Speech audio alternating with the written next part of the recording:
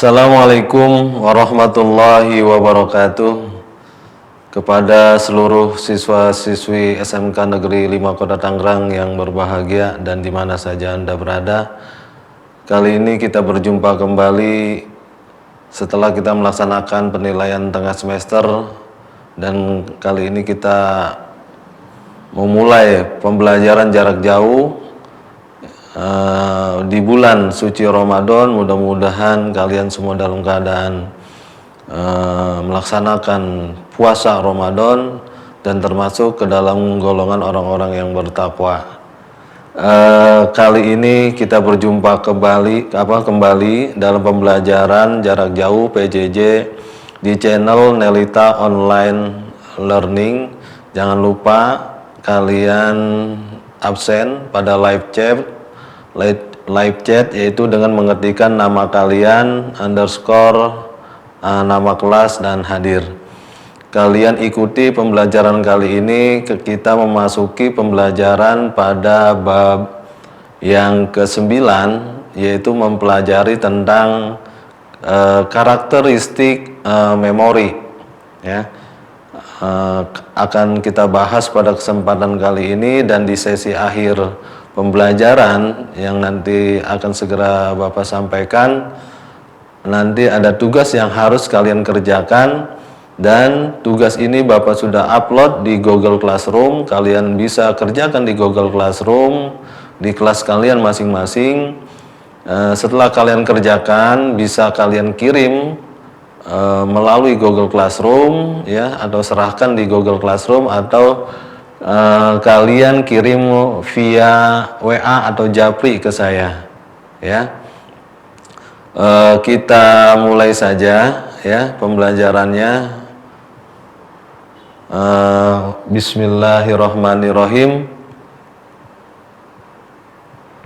Sistem komputer, bab 9, karakteristik sistem memori.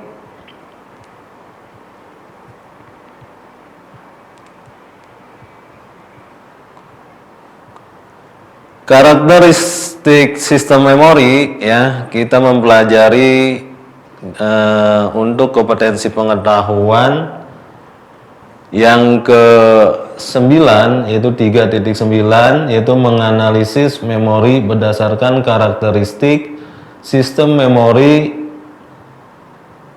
lokasi, kapasitas, kecepatan, cara akses, dan tipe fisik memori tersebut. Dan untuk kompetensi keterampilannya, yaitu membuat alternatif kebutuhan untuk memodifikasi beberapa memori dalam sistem komputer.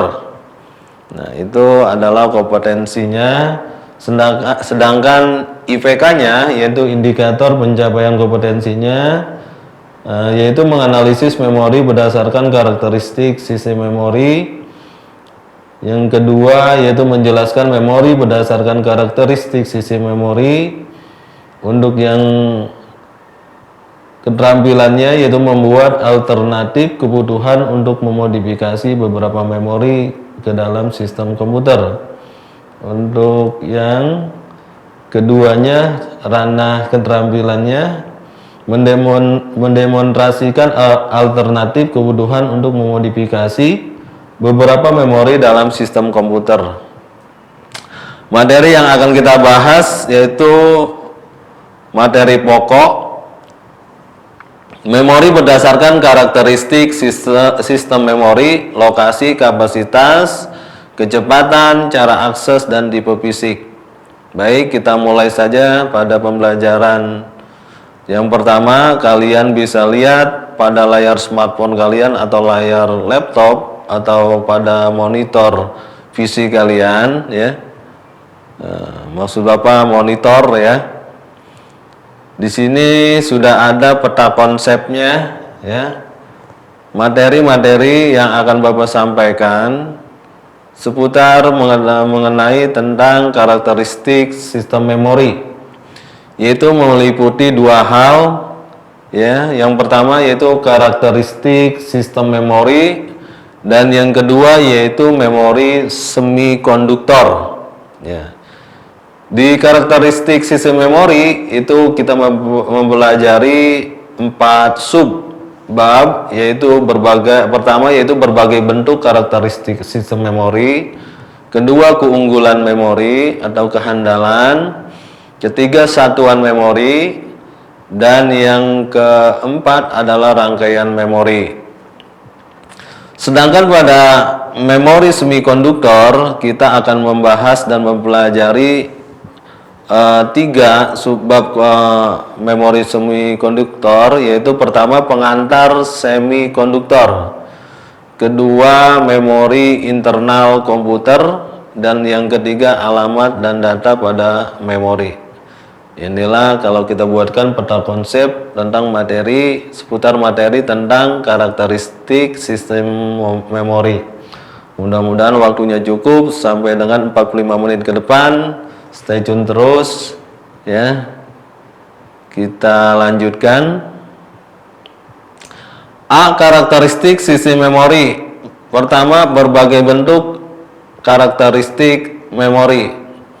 Sistem memori adalah komponen-komponen elektronik yang perintah-perintahnya menunggu untuk dieksekusi atau dilaksanakan oleh prosesor. Data yang diperlukan oleh instruksi atau perintah tersebut dan hasil-hasil dari data yang diproses, yaitu berupa informasi. Ada 7 karakteristik sistem memori, diantaranya adalah pertama adalah lokasi, kedua kapasitas, ketiga satuan transfer, keempat metode akses, kelima kinerja, dan keenam tipe fisik, dan ketujuh adalah karakter fisik daripada sistem memori. Ya, itu. Kita lanjutkan slide berikutnya. Nah, ini ada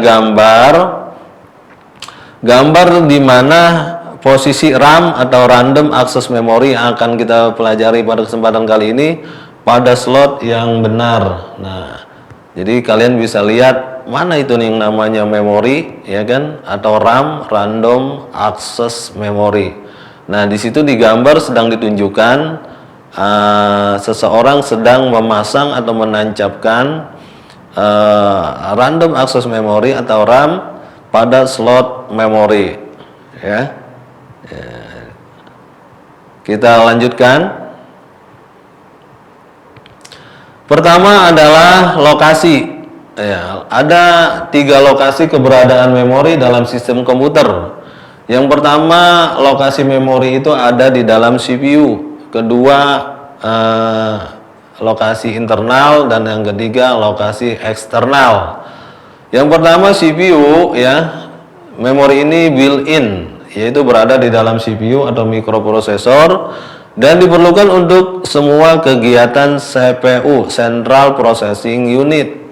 Memori ini disebut register, dan register ini ada di dalam prosesor yang fungsinya yaitu untuk menerima perintah, menyimpan data atau perintah dari prosesor untuk dilaksanakan atau dieksekusi, ya. Register digunakan sebagai memori sementara dalam perhitungan maupun pengolahan data di dalam prosesor. Jadi untuk data penyimpanan sementara bisa juga, ya. Kedua, internal. Memori ini berada di luar chip prosesor, ya, tetapi bersifat internal terhadap sistem komputer dan diperlukan oleh CPU untuk proses eksekusi operasi program hingga dapat diakses secara langsung oleh prosesor CPU tanpa modul perantara. Memori internal sering juga disebut sebagai memori primer atau memori utama. Memori internal biasanya menggunakan media RAM atau random access memory. Yang ketiga, eksternal. Memori ini bersifat eksternal karena terhadap sistem komputer tentu saja berada di luar CPU dan diperlukan untuk menyimpan data atau instruksi secara permanen. Memori ini diperlukan di dalam proses eksekusi sehingga tidak dapat diakses secara langsung oleh prosesor. Untuk akses memori internal ini, CPU harus melalui pengontrol atau modul I/O input-output. Memori eksternal ini sering juga disebut sebagai memori sekunder, ya. Kita lanjutkan. Yang kedua adalah kapasitas. Ya, kapasitas itu ada ukurannya, yaitu disebut juga Word. Word di sini bukannya adalah kata atau disebut Microsoft Word dan lain sebagainya, tapi ini adalah ukuran atau kapasitas, disebutnya ya ukuran ya. Kapasitas memori internal maupun eksternal biasanya dinyatakan dalam bentuk bytes ya. Jadi 1 bytes itu sama dengan 8 bit. Jadi bit itu adalah ukuran terkecil atau word ya, kita sebut juga word atau bit ya. Jadi ukuran terkecil suatu kapasitas memori adalah bit ya. Jumlah word, panjang word adalah biasanya 8 ya, yang paling kecil 16, ini berbentuk lipatan ya. 8 tambah 8 16, 16 tambah 16 32, 32 tambah 32 64 dan seterusnya. Inilah yang dijadikan kecepatan transfer atau kecepatan pada RAM ya, pada RAM atau random access memory. Yang ketiga adalah satuan transfer. Satuan transfer ini ada 2 macam. Yang pertama adalah word dan yang kedua adalah block ya. Apa itu word? Word merupakan satuan alami organisasi memori. Ukuran word biasanya sama dengan jumlah bit yang digunakan untuk representasi bilangan dan panjangnya instruksi. Sedangkan block adalah jumlah bit yang dibaca atau dituliskan ke dalam memori pada suatu saat. Pada memori eksternal, transfer data biasanya lebih besar dari suatu word. 3 konsep yang berhubungan dengan satuan transfer adalah word, addressable, dan unit of transfer ya. Ini ada gambar ya. Gambar yang paling atas adalah ukuran ya. Ukuran dan ada 2 kolom, ukuran dan kesetaraan ya. Tabel ukuran kapasitas memori. Ukurannya misalnya 1 bit ya. 1 bit itu kesetaraannya 1 digit biner, yaitu mewakili nilai 0 atau 1. Sedangkan 1 bytes itu sama dengan 8 bit ya. 1 kilobytes itu sama dengan 1024 bytes. 1 megabytes itu sama dengan 1024 kilobytes. 1 gigabyte sama dengan 1024 megabytes. 1 terabyte sama dengan 1024 gigabytes. Inilah tabel atau ukuran kapasitas memori ya. Baik dalam jumlah kapasitas penyimpanan maupun kecepatan, komputer yang sering kita gunakan baru sampai pada gigabytes atau paling tinggi, paling besar ya, yaitu terabytes ya. Dan di bawahnya itu ada tipe-tipe RAM atau random access memory yang sering kita temui dan kita pakai, yang sering dipakai pada komputer PC atau personal komputer maupun laptop atau notebook ya. Itu ada tipe-tipenya, yaitu tipe random access memory. Yang pertama SDRAM, bentuknya seperti itu ya. Ada 2 coakan di bawah kaki pinnya itu ya. Yang kedua adalah DDR ya, itu ada 1 coak di tengah-tengahnya ya. Yang ketiga adalah DDR2, juga 1 coakan ya, untuk mengidentifikasi, membedakannya, yaitu antara SDRAM, DDR, dan itu adalah coakannya ya. Coakan pada pin-pin yang ada pada ke bawah bawah RAM tersebut, atau kaki-kaki pin-pin yang terdapat pada RAM tersebut. Kita sebutnya kaki-kaki atau pin-pin yang terdapat pada RAM ya. Yang terakhir yaitu DDR3 ya. Itu juga bentuknya hampir mirip dan sama dengan DDR sebelumnya, yaitu satu coakan ya. Baik, yang selanjutnya kita lanjutkan materinya. 4 metode akses. Metode akses ini ada 4 jenis pengaksesan satuan data, yaitu pertama sequential access, yang kedua direct access, yang ketiga adalah random access, dan yang keempat adalah associative access ya. Pertama dulu kita bahas sequential access.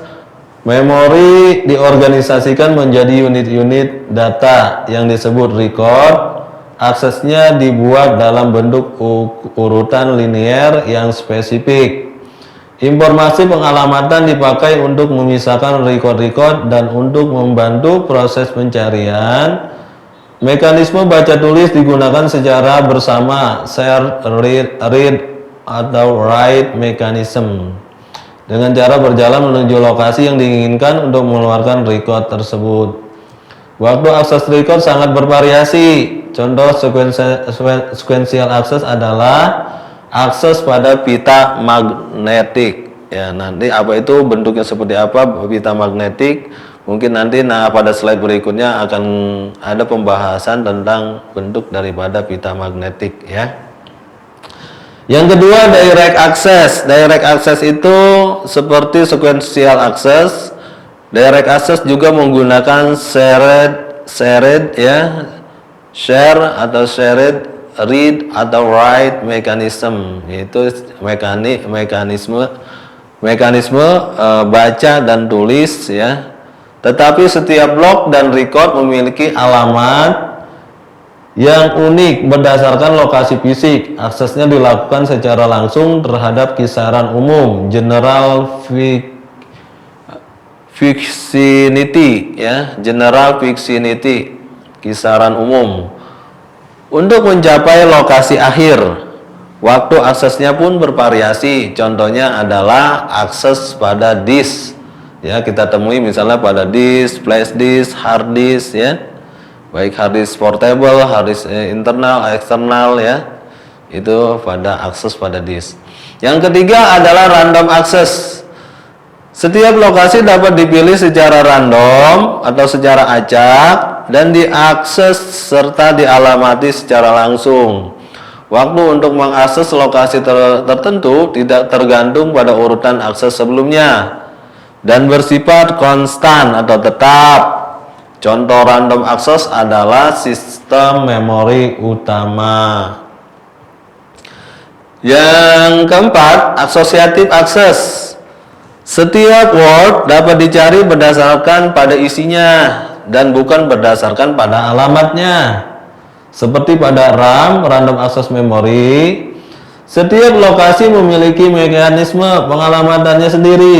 Waktu pencariannya pun tidak bergantung secara konstan terhadap lokasi atau pola akses sebelumnya ya. Kita lanjutkan. Yang kelima adalah kinerja ya. Ada 3 buah parameter atau ukuran atau standar parameter untuk kinerja sistem memori, yaitu pertama adalah access time, yaitu waktu akses. Yang kedua adalah cycle time, adalah waktu siklus, dan yang ketiga adalah transfer rate, yaitu laju pemindahan ya. Kinerja memori berdasarkan access time atau waktu akses. Bagi random access memory, waktu aksesnya adalah waktu yang dibutuhkan untuk melakukan operasi baca atau tulis ya. Di sini bukannya istilahnya cara membaca atau menulis seperti anak kecil yang baru membaca dan menulis. Istilah yang disebut kita membaca dan menulis adalah alat yang digunakan untuk menerjemahkan ya perintah-perintah yang datang dari prosesor untuk dijalankan ya, dibaca dulu ya, atau tipe-tipe data itu dapat dibaca dan ditulis ya pada penyimpanan data sementara di random access memory. Sedangkan bagi non-RAM, waktu akses adalah waktu yang dibutuhkan untuk melakukan mekanisme baca tulis pada lokasi tertentu. Ya. Yang kedua, cycle time atau waktu siklusnya. Waktu siklus adalah waktu akses ditambah dengan waktu transient, ya, transient, hingga sinyal hilang dari saluran sinyal atau untuk menghasilkan kembali data bila data ini dibaca secara destruktif, ya. Yang ketiga adalah transfer rate atau laju pemindahan. Transfer rate adalah kecepatan pemindahan data ke unit memori atau ditransfer dari unit memori bagi RAM. Transfer rate sama dengan satu waktu siklus, ya. Sedangkan bagi non-RAM berlaku persamaan sebagai berikut. Jadi ada persamaan untuk yang non-RAM, bukan yang bukan yang selain RAM, ya, random access memory. Di situ ada rumus TN adalah waktu rata-rata untuk membaca atau menulis sejumlah N bit, ya. TA adalah waktu akses rata-rata, N adalah jumlah bit, R adalah kecepatan transfer dalam bit per detik atau bit per second, BPS, ya. Persamaannya kita dapatkan rumus adalah seperti kalian lihat pada layar pada monitor kalian, monitor handphone kalian atau laptop kalian. TN sama dengan TA ditambah N dibagi R. Jadi itu adalah rumus persamaan tersebut, yaitu TN adalah untuk mencari waktu rata-rata untuk membaca atau menulis sejumlah N bit. Jadi rumusnya adalah waktu rata-rata ditambah jumlah bit dibagi kecepatan transfer, ya. Kita lanjutkan. Keenam adalah tipe fisik. Tipe fisik ini ada dua, semikonduktor dan magnetik. Memori ini memakai teknologi LSI atau VLSI, Very Large Scale Integration, ya. Memori ini banyak digunakan untuk memori internal, misalnya RAM, Random Access Memory. Yang magnetik, memori ini banyak digunakan untuk memori eksternal, yaitu untuk disk atau pita magnetik, ya. Yang ketujuh, karakter fisik. Karakter fisiknya, ya, bentuknya, bendanya atau RAM itu bentuknya seperti apa? Ada karakter fisik yang ada pada RAM tersebut, yaitu ada dua, yaitu volatile dan non volatile, ya. Yang kedua adalah erasable dan non erasable. Kita bahas dulu yang volatile dan non volatile. Apa itu? Pada memori volatile, informasi akan rusak secara alami atau hilang, ya, bila daya listriknya dimatikan. Jadi kalau misalnya tidak ada listrik, ya, memori itu tidak dapat menyimpan data sementara tersebut, hilang, ya, bersifat volatile. Dia bergantung pada listrik, adanya daya listrik, ya, apabila dimatikan, off, ya. Selain itu, pada memori non volatile, sekali informasi direkam, direcord, akan tetap berada di sana, ya, tanpa mengalami kerusakan atau kehilangan sebelum dilakukan perubahan. Jadi walaupun tidak ada daya listrik, sekali data itu direkam dan data itu sudah ada dan terrecord berada di dalam memori tersebut. Ini yang disebut non volatile, ya. Jadi kadang-kadang kita kalau sedang mengetik atau mengoperasikan komputer, tiba-tiba listrik padam atau mati, tapi data kita tidak hilang. Nah, itu berarti data kita disimpan secara non volatile oleh memori, tersimpan di data tersebut, ya. Disimpan secara sementara, bersifat sementara saja, ya. Pada memori ini daya listrik tidak diperlukan untuk mempertahankan informasi tersebut. Jadi walaupun nggak ada listrik, data tersebut tidak akan hilang atau rusak ya. Memori permukaan magnetik adalah non-volatile. Memori semikonduktor dapat berupa volatile atau non-volatile ya. Yang kedua, erasable dan non-erasable ya. Erasable artinya isi memori dapat dihapus. Jadi isi memori itu kita bisa hapus ya. Bisa diganti dengan informasi yang lain ya. Memori semikonduktor yang tidak terhapuskan dan non volatile ya adalah ROM ya. Jadi kalau ROM itu read only memory itu tidak dapat dihapus ya, sifatnya non volatile, tersimpan secara permanen di dalam memori semikonduktor. Sedangkan kalau RAM, random access memory, itu isi memorinya dapat dihapus dan dapat diganti dengan informasi data-data yang lain. Itulah cara kinerja ya,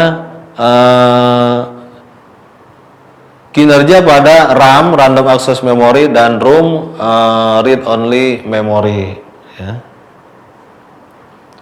Kalian bisa lihat di situ ada gambar fisik bentuk daripada RAM ya, random access memory ya. Ada seseorang yang memperlihatkan 5 buah memori ya. Di situ ada bentuknya, ada EDORAM, ada SDRAM dan lain sebagainya ya. Nanti akan kita bahas satu persatu secara detail. Dan yang gambar yang paling bawahnya itu adalah bentuk daripada atau letak atau lokasi ROM, read only memory. Nah, di situ ada gambar misalnya gigabyte dual BIOS atau Funix BIOS ya.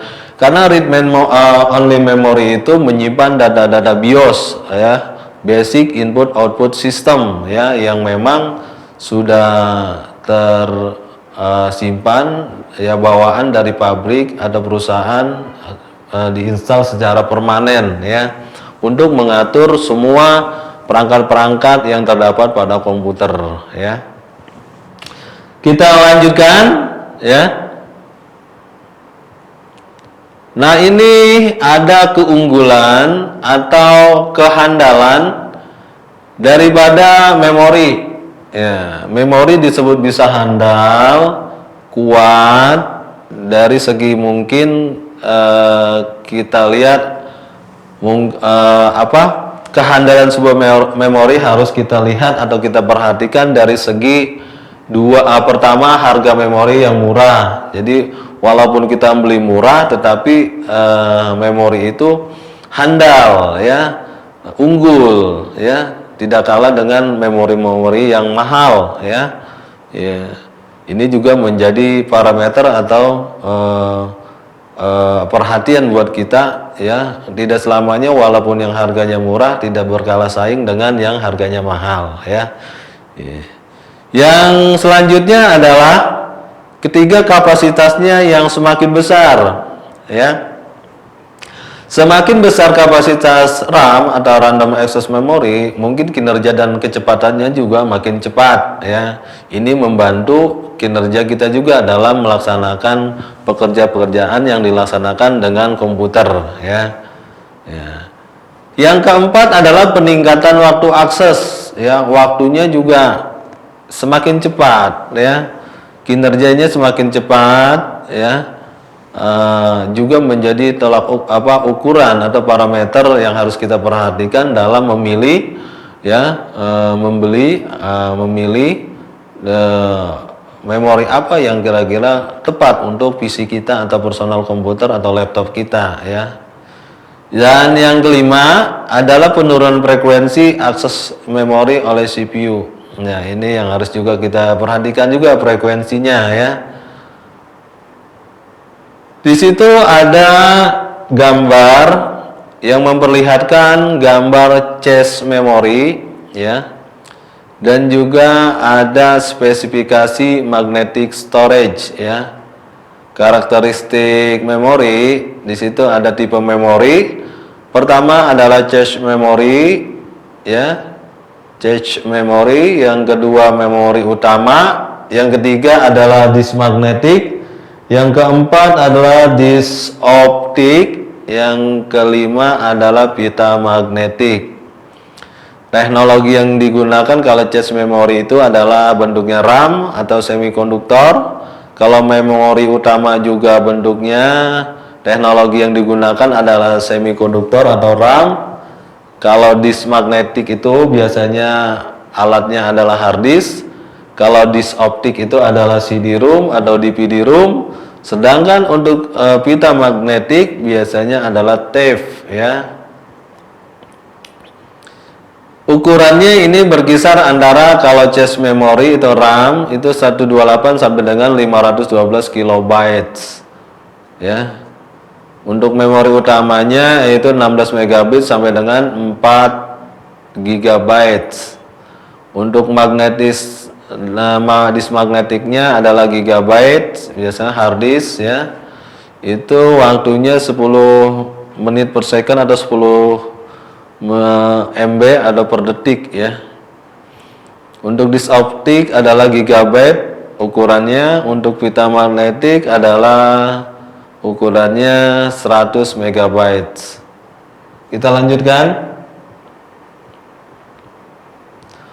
4. Rangkaian memori atau RAM, rangkaian memori random access memory ya. Kapasitas memori dalam menyediakan lokasi alamat memori dan penyimpanan data pada RAM atau EEPROM sebanding dengan jumlah pin atau kaki yang ada pada alamat, sama kurung buka A0 dikurang AN ya, min atau kurang AN kurung tutup, yang dapat dihitung dengan rumus. Ini rumusnya kalian bisa lihat. Nah, itu rumusnya 2N pangkat 2 pangkat N plus 1 ya. Rumusnya sekali lagi 2 pangkat N ditambah 1. Contohnya misalnya RAM tipenya 6116 memiliki pin atau kaki sebanyak 8 pin. Maka kapasitas RAM-nya rumusnya adalah 2 pangkat N ditambah 1 sama dengan 28 ditambah 1 sama dengan 2 pangkat 9. 2 pangkat 9 sama dengan 512 lokasi. Jadi itu cara mencari ya kapasitas RAM ya. Dan juga ada gambar rangkaian sebuah sel memori ya. Kita lanjutkan. Ketiga, satuan memori.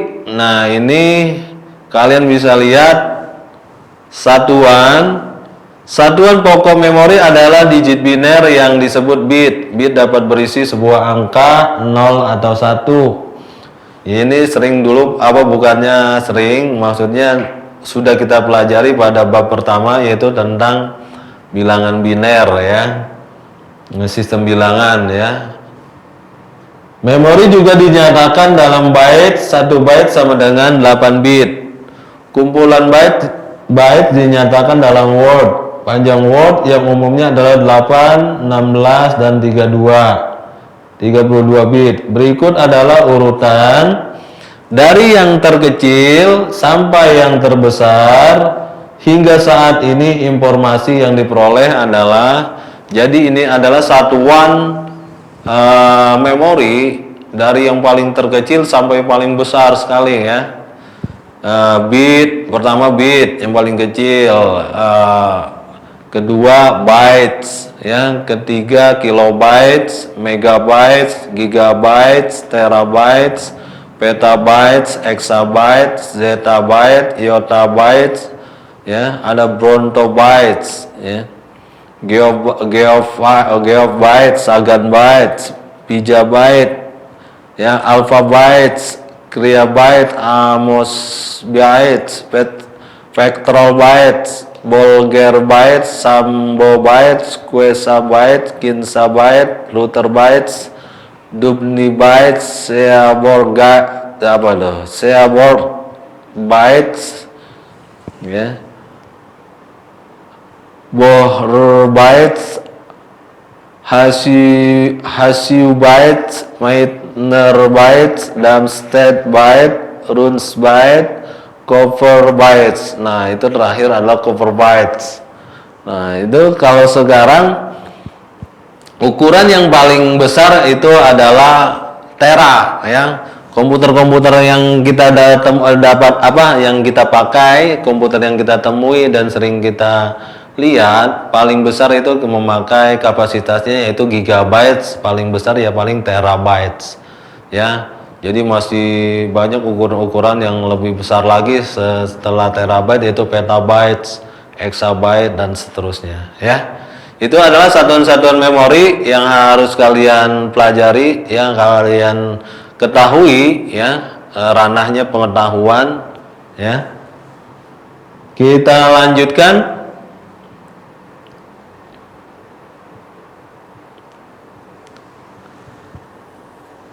Kita selanjutnya membahas yaitu B, memori semikonduktor, ya. Memori semikonduktor adalah teknologi semikonduktor masih menjadi andalan dalam membuat rangkaian logika memori karena kemampuannya dalam memfungsikan diri sebagai konduktor atau isolator sesuai keadaan yang diberlakukan padanya. Beberapa contoh memori semikonduktor adalah RAM dan berbagai tipe ROM. Ya, bahan semikonduktor adalah bahan yang memiliki karakteristik, ya, konduktivitas listrik antara sifat isolator yaitu penghambat listrik dan konduktor yaitu penghantar listrik, atau lebih dikenal dengan bahan penghantar listrik sebagian. Jadi bahan-bahannya ini, ya, yang mempunyai karakteristik konduktivitas listrik yaitu penghantar listrik, ya, bukan yang bersifat isolator yaitu penghambat listrik, atau juga keduanya yaitu bersifat isolator dan konduktor, ya. Memori semikonduktor adalah komponen memori dalam komputer yang sirkuit pengingat informasi di dalamnya terbuat dari bahan-bahan semikonduktor. Ya, itu adalah memori semikonduktor.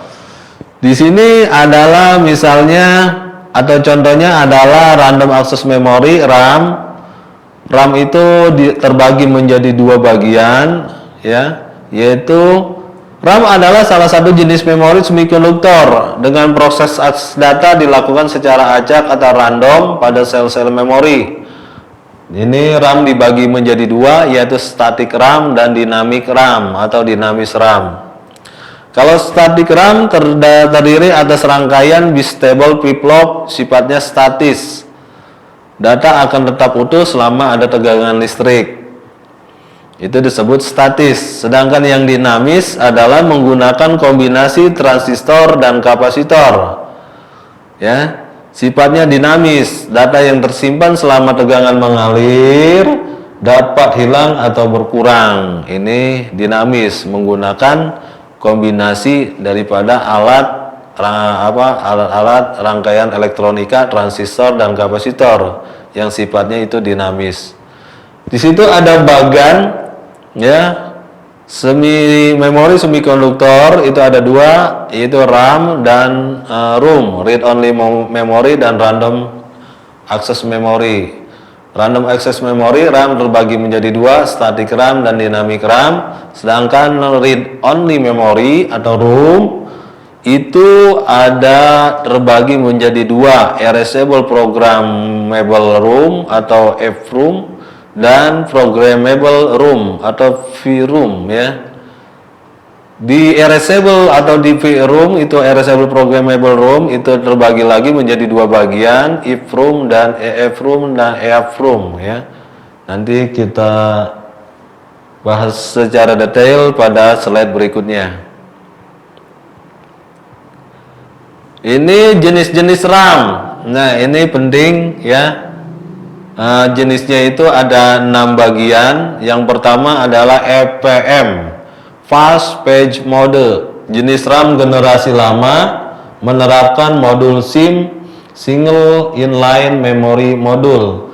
SIM ini adalah slot ya. Kalian harus pahami dan ketahui, SIM ini adalah nama slot atau dudukan atau tempat lokasi menancapkan memori.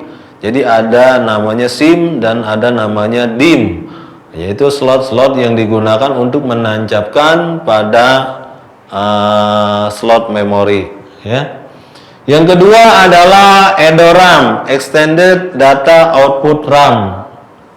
Jenis RAM generasi awal ya, zaman jadul dulu komputer yang masih 386, 486 ya, Windows jadul yang pertama kali ini pakai RAM-nya itu EDORAM namanya ya, Extended Data Output RAM.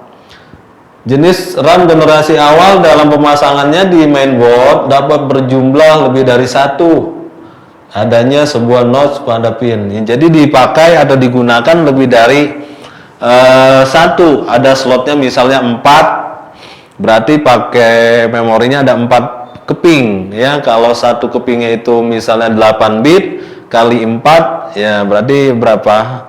64 bit ya, 64 megabyte ya, itu kecepatannya begitu ya. Kalau misalnya pakainya cuma 2 keping berarti 8 berarti 16 ya. Ya, kalau dia 16 misal satu keping 64, kalau dia satu kepingnya 8 berarti 32 ya gitu. Jadi bagaimana kepingnya itu? Ada bisa juga satu kepingnya itu 32, atau satu kepingnya itu kapasitasnya 64, atau satu kepingnya itu 128 dan seterusnya ya. 3. SD RAM Synchronous Dynamic RAM. Kecepatannya lebih tinggi dari generasi sebelumnya. Jumlah pinnya juga sebanyak 168. Pada kaki-kaki pinnya terdapat 2 notch atau 2 coakan ya, yang tadi Bapak sampaikan. Perbedaannya untuk membedakan antara SDRAM dan DDR adalah coakannya. Di bawah itu ada coakan, kalau SDRAM 2 coakan, kalau DDR itu 1 coakan ya. Keempat adalah DDR RAM, Double Data Date RAM, generasi dinamis ya. Komputer yang sekarang ini keluaran dual core, core I dan seterusnya, ini memakainya adalah DDR ya. Ini memiliki 184 pin dengan 1 notch di kakinya, yaitu DDR1, DDR2, DDR3. Yang kelima adalah RDRAM, Rambus Dynamic RAM, yaitu mampu mendukung kecepatan bus hingga 800 MHz. Ya, tetapi memiliki jalur data yang sempit, yaitu 8 bit. Memiliki heatsink, jadi ada kipasnya. Di dalam RAM-nya itu kalau mengeluarkan hawa panas bisa hang, jadi ada kipas untuk supaya dingin, tidak mengeluarkan hawa panas. Jumlah pinnya 232 dan hanya dapat digunakan pada motherboard yang memiliki memori controller, misalnya 3DFX seri Voodoo 4 ya, khusus motherboardnya juga ya. Kita pakai misalnya memori yang gede atau yang tinggi kecepatannya, harus disesuaikan juga dengan motherboardnya, cocok enggak, sesuai enggak, atau support enggak ya. 6. NVRAM, Non-Volatile RAM, digunakan untuk menyimpan firmware dan juga konfigurasi router. Nah, ini adalah ke-6, adalah jenis-jenis RAM yang digunakan pada komputer ya, baik komputer PC maupun komputer server ya. Kita lanjutkan. Read only memory ya. Pertama adalah ROM. ROM adalah salah satu jenis memori semikonduktor yang hanya dapat melakukan proses pembacaan atau read data saja karena data awalnya sudah ditetapkan write oleh pabrik pembuatnya. di data dalam ROM bersifat non volatile. Selama terdapat aliran listrik dalam memori, tidak akan hilang, ya, bersifat permanen. Tipe-tipe ROM itu ada dua macam, VROM, programmable ROM. Yang kedua EEPROM, yaitu erasable programmable ROM, ya.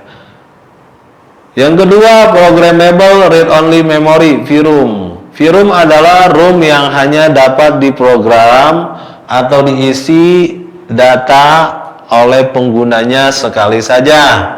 Jadi diprogram sekali saja. Karena kondisinya tidak praktis, VROM kemudian digantikan oleh EEPROM. Yang C, erasable programmable read only memory, EEPROM. Teknologi VROM dapat digunakan lebih dari sekali menggunakan sinar ultraviolet. Jadi untuk menghilangkan data-data yang ada di VROM, ya, EEPROM atau ROM, yaitu dengan menggunakan sinar ultraviolet. Terdapat lubang atau celah berupa jendela kaca pada punggung chip. Ada dua jenis EEPROM. Yang pertama adalah EEPROM, Electrical Erasable Programmable ROM, yaitu cara kerjanya itu menggunakan aliran listrik melalui kaki-kaki chip secara berulang. Itu cara kerjanya. Sedangkan kalau EEPROM, Erasable Alterable Programmable ROM, adanya proses penambahan data pada memori. Itu adalah jenis-jenis ROM, ya.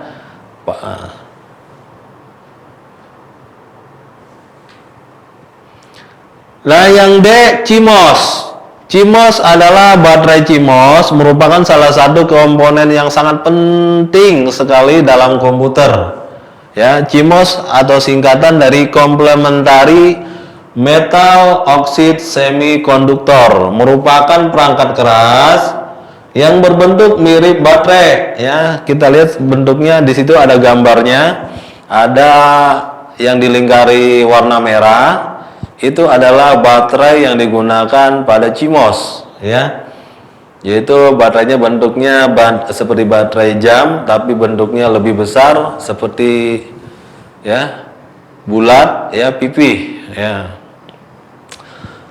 Merupakan perangkat keras mirip baterai, udah, ya. Benda kecil yang satu ini terletak pada motherboard komputer, ya, kita lihat adanya pada motherboard, ya, di tengah-tengah biasanya ada, ya. Nah, pada dasarnya fungsi utama dari benda ini adalah untuk memberi pengaturan waktu, tanggal, dan lain sebagainya, ya. Waktu, tanggal, hari, bulan, tahun, dan seterusnya, sehingga bisa tetap tersimpan sekalipun komputer dimatikan. Jadi karena ini adanya CMOS, ini dia dapat menyimpan, ya. Walaupun komputer dalam keadaan off atau dimatikan, ini tidak akan ngacak waktu dan tanggal, bulan, hari, dan seterusnya. Kalau kita setting, itu tetap tersimpan walaupun komputer dalam keadaan off, ya. Pada saat komputer kita gunakan, itu nanti akan muncul tanggal, bulan, waktu, tahun, dan seterusnya. Itu karena adanya CMOS, ya. Selain itu juga CMOS juga fungsinya adalah yaitu menyimpan pengaturan BIOS. Jadi kalau kita mengatur, setting pada BIOS input, basic input output system, ya, itu tersimpan. Siapa yang menyimpan di situ adalah fungsinya adalah CMOS, ya. Fungsi baterai CMOS pertama yaitu menyimpan hasil pemeriksaan data pada komputer. Hasil pemeriksaannya, sistem komputer ini sangat penting perannya pada komputer, sangat penting, ya. Kalau dia misalnya baterainya habis, caranya cukup mengganti atau mencopot batu baterai yang ada pada CMOS tersebut. Boleh menggunakan tangan atau dicongkel atau dicungkil, gitu, ya, dan diganti dengan baterai yang baru, ya, gitu, ya. Nanti pengaturannya akan kembali kepada pengaturan awal atau default, ya.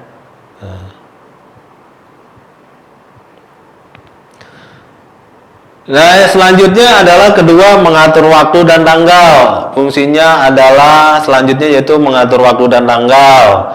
CMOS ini bisa membuat tanggal yang sudah diset dalam waktu komputer hidup dan juga mati, ya. Jadi bisa disetting, diset, ya, komputer dalam keadaan hidup atau mati tidak akan data itu tetap ada dan tersimpan.